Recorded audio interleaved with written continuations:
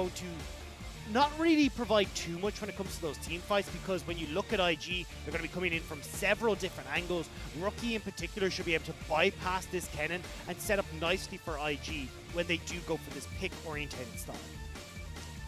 So it's 1-1 on the scoreboard as we get our drafts locked in, and I'm curious about this Kennen coming out from Cube. Obviously, we've seen Cube play a decent amount of Kennen himself, but in this range versus range matchup in the top side, it's going to be, in my mind, somewhat of a skill matchup, not just in terms of the champions playing against each other, but this is comfort for both sides of the board in the top lane, and this is champions that can bully that lane incredibly hard.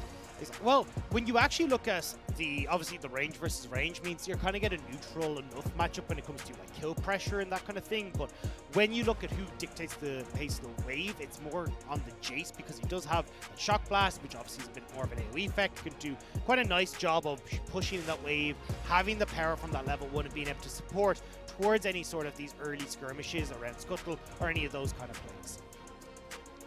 So let's see how it's all going to go on the top side of the map, but also keep an eye out on the jungle here, because both Ning and Leyan have been playing exceptionally in this series. Leyan doing a good job on the Lilia in game number 1, then getting the MVP with Graves in game 2.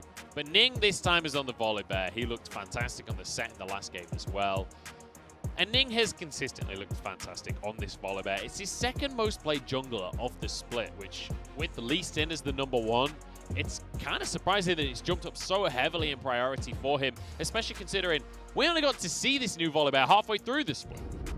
Yeah, but look, Ning has been looking absolutely stellar on it. I think every jungler in the LPL has wanted to get his hands on it since he has got his rework done, which is why it's risen so quickly through the ranks of those most played for junglers. But I want to see Ning, as he said, getting off to a strong start, can match the Graves enough when it comes to the clear speed. So Sam Lap, IG are still going for this bottom lane play. This time it's Vici who aren't there to try and contest. I'm sad that we've seen this every game and it's never actually turned into anything. It feels like we've been a little bit robbed since both teams have tried it, but just in different games. Interesting, though, that we are going to see this Dawn Shield start from Puff, despite Caitlyn having very good range against the Lux and the Ashe, feeling like that push potential and the ability to harass him underneath the tower means he's going to need that shield for the regen. So as we start to move in towards this mid-game, Vici are going to be in a really strong spot. Obviously, you've got great level 1 power spikes out of iBoy, Zeka, Cube as well with that Hex Proto Belt, and the potential to set up for some of these early plays around the likes of the Rift Herald. Even maybe that third dragon could be the point where Vici are looking to snowball. But I'll hold on to this point for a second. Yeah, Vici are not going to stop on this invade for now. They're going to get this red buff underway, and it looks like Ning has finally decided it's time to back away, move over to the blue buff, start things off elsewhere on the map. The TheShy and Cube already going at it in the top side. Problem is, though, TheShy is trading in towards those back creeps, so will be a favorable trade in favor of Cube. TheShy as well, opting in towards the summon area, realizing, hey, look, I'm going to be able to just get a little bit of poke off. I'm not going to be able to get too much work done with the likes of a Conqueror or something like that, so very much looking to just see if he can get a few of these accelerated shot blasts to start to chip away at the health bar of Cube. And do not forget that the next match today, as you just saw on your screen, it's FPX against Suning, and that is such an important match for the standings. Cube taking a huge amount of damage. TheShy, I'm trying to do an announcement here. Can you just hold off for a second? That matchup after this one is going to be FPX against Suning, and importantly, Victory 5 seeding hangs in the balance. If Suning wins, they grab themselves 4th seed. If Suning loses, though, it'll be Victory 5 in that 4th seed, and they'll get themselves the buy into quarterfinals. Coming back into this game, though, I want to just say, hey, look, as we were talking about with Vici, they've got this really strong one-item spike. But the thing is that IG are looking to bypass that, as Ning and Leyan will run in together on this top side. We're fighting long before one-item spikes here, because Leyan, with the phase rush, dodging away from the damage and the slow. But Ning going to be okay with things in the end, as he does stick around and continue this contest. Leyan and Ning just dancing back and forth. These guys know each other well. They were on the World Championship roster. This is like when someone opens the door and you're like, no, you go first. No, you go first. No, you go. I insist you go first. They're just being so pleasant to each other, you know. But I think there's a little bit of a bloody ending to this story. Either way, they both managed to escape away. Leyan will get what he came for, which is that scuttle crab, and be able to return towards his own side of the jungle. Ning, however, will be spotted, I believe, just on the edge of that, and will back away as a result. I'm not actually sure if it spotted him in the end, but Leyan... We begin again, the dance. Ning gonna continue his recall now. He's gonna fall a bit behind in camps here if he keeps this up, because all he's done while Leyan has grabbed himself the Scuttle Crab and Krugs is spam recalls in this brush. Well, the whole thing that he's trying to do is, well, right towards TheShy, pushing in this wave. Leyan hasn't spotted him. Now here comes the dive, though. Yeah, but Leyan is here. I don't think that they can pull a dive off onto Cube just yet. Cube gonna answer with a little bit of damage as well. He knows Ning is in that brush. Maybe could cancel Ning's recall if he throws a Thundering Shuriken over that direction, but not going to go for it. I thought the game plan here was for Ning to at least allow TheShy to push in that wave so Shy could get a nice back timing off, but instead TheShy is happy to just stick around here, which I'm not sure is the best of calls here. I think it would have been nice for him to go back and get some more of these long swords in his pocket, especially when you know Leyan's up towards his top side. And because Ning has been fumbling about, not quite able to get...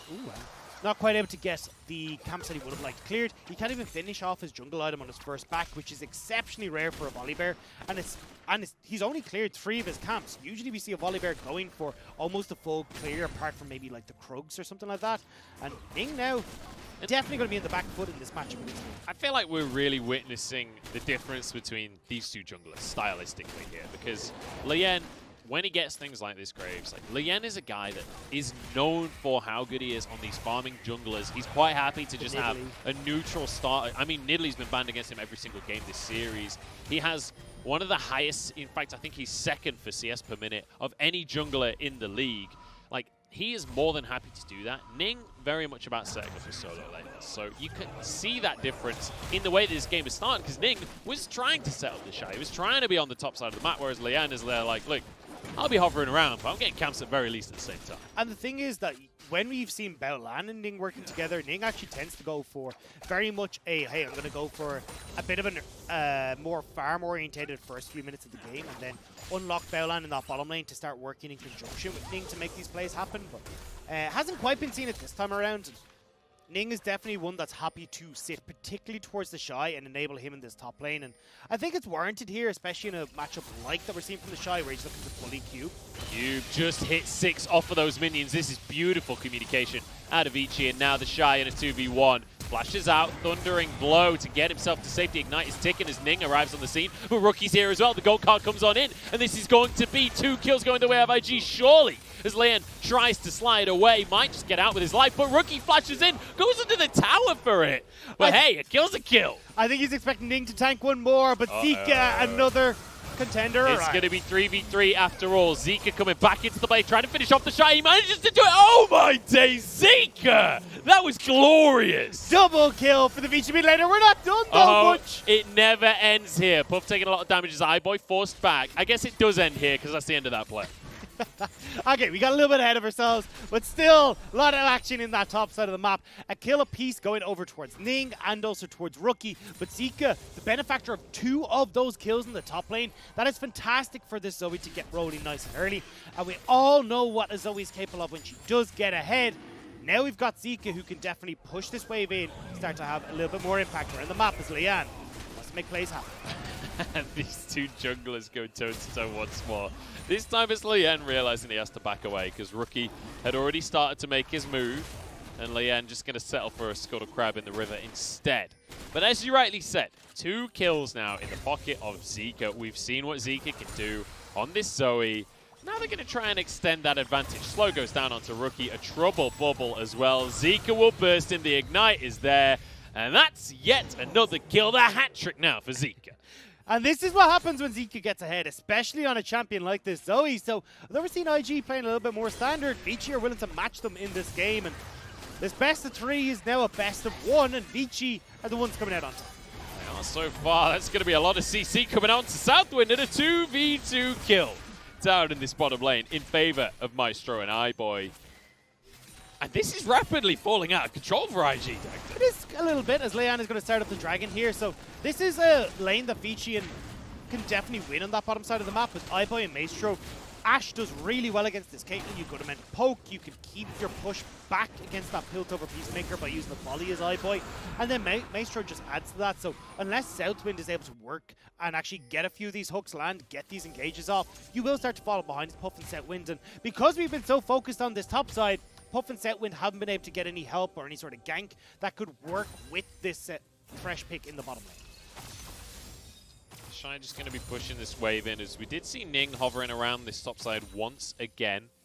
He's going to move over towards the Rift Herald here. But you can see Zeka and Rookie both moving around. Leyan is on the top half of the map as well. So it's not something that Ning can just start off for free. But TheShy is going to be able to maintain this push priority that we talked about earlier on in that top side. It means he will be able to get himself his first turret play.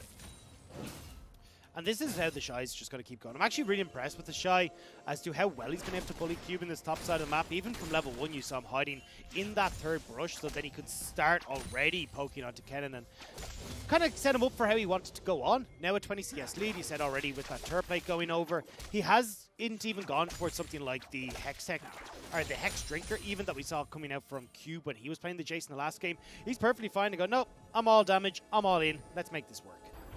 Rookie saw that ward go down, but still just stepped on forward. And that is a deserved death, to be quite honest. He saw the ward, didn't turn around, punished for it. Weird build coming in from Rookie as well. He's gone for the Ionian Boots of Lucidity first before trying to work up towards that Rod of Ages. I'm actually not the biggest fan of this. I think you're better off working straight towards the Rod of Ages and then moving in towards, well, if you really want the cooldown reduction, fantastic, but he's trying to use that Boots of Lucidity to pair with the Unsealed Spellbook, because you get the 50% Summoner Spell reduced cooldown with the Ionian Boots of Lucidity, but I don't think it's really worth it. I would have preferred he just finished off his Rod of Ages, then could always go towards it, or even go towards the Sork Shoes if you wanted to as well. The rush on this Ionian Boots was just not needed. Yeah, it feels like maybe it was off of a dodgy recall. One of these deaths where he's only got 600 gold, can't quite finish off the blasting one. He's like, well, I don't want to go back to lane empty-handed. 1 and 3, though, for Rookie. How often do you get to say that sentence? No. Rookie losing lane is not something you see very often. And it's all off the back of a play that IG started in the top side. And Vici responded with so well. Zeka moving up, and even when you got the Destiny Queen from Rookie, couldn't do particularly much, but Maestro could be in trouble himself, flashes out, respect coming out from the Vici Gaming support, and iBoy gets to just free fire over the wall here. Ning gets away, but that's going to be two summoners, used from the side of IG just to survive, and now Cube could be in trouble as TheShy going to get the Thunder and Blow underneath the tower. Not much of a response there from Cube. There's not much he can respond with unless he wants to pop the ultimate. Shy realizing, hey, look, I can abuse this pretty heavily and has been doing a fantastic job thus far. Rookie now will be facing onto the end of the shotgun from Leyan, but this is more so Leyan can get down this Rift Herald and try and get through these last few turret plates in favor of Zeka, who's already got that Luden's Echo completed. And one of the nice things is with Graves and Zoe, you can annihilate those plates even without a Herald. Like, the passive out of Zoe is incredibly good at getting through plates. Graves is obviously just an AD carry, so he's incredibly good at that. And then with the Herald as well, getting all of the plates in the mid lane. Vici looking to ramp up, looking to snowball effectively, and now a 2,000 gold lead at 12 minutes. But Cube is probably going to go down here. Stun comes out onto Rookie. Leyan is arriving, and Cube's still alive for now. The stun's coming out. Leyan has to flash away. Collateral damage is there. They don't quite have the damage. Let's finish this one off. Cube flashing out of the players. Ning jumped all the way in. But Zeka, once again, gets to be the benefactor of all of this chaos. Jumping back in, Trouble Bubble onto Ning to keep Leyan safe. The damage will be there. With the end of the line, Rookie steps forward, but that's a few more sparkles for him as Leyan takes down the bear. And that is well played by Vici once again. Although Zeka hasn't quite got a teleport of his own, he's still managing to keep up very deftly with Rookie. And now, the benefactor, as he said, a lot more kills in his pocket, and Vici are doing so well at shutting down IG in this game. We're only 30 minutes into the game, and there's a 4,000 gold. At least there's an opportunity here for IG to get themselves a couple of turret plates in the bottom lane, but that doesn't seem like a worthwhile trade to me, to be quite honest. The fact that Cube almost survives this whole play is insane. Well played by Cube to move into the Destiny so he could get the stun. No follow-up because of the CC on towards Rookie. And then with Leyan here, the damage on this Graves already, you can see churning out onto the members of Vici. Zeka's given enough time to roam up. Shy's the first to fall, and Although they get the world in his mother, trying to dive on towards Vici underneath this tower. Leyan just about manages to survive.